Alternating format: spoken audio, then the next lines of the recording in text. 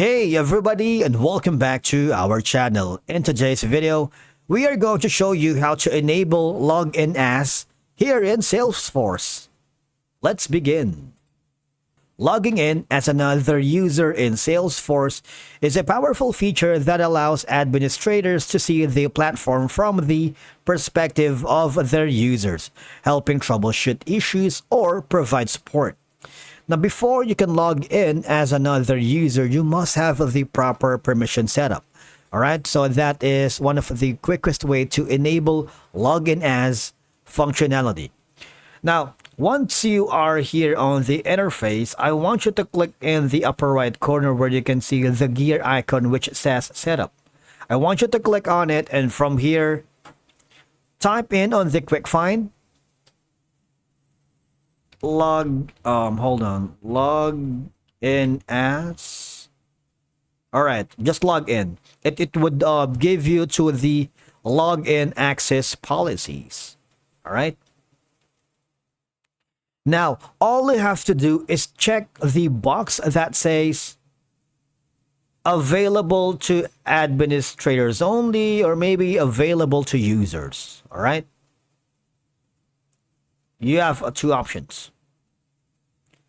Now, all you have to do, all right, is click on save and save the manage support options.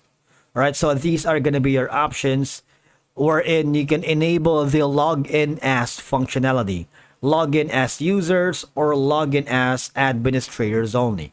All right, but if you are having problems enabling the login as here feature here in Salesforce, the best thing that you can do is simply go to the Salesforce help.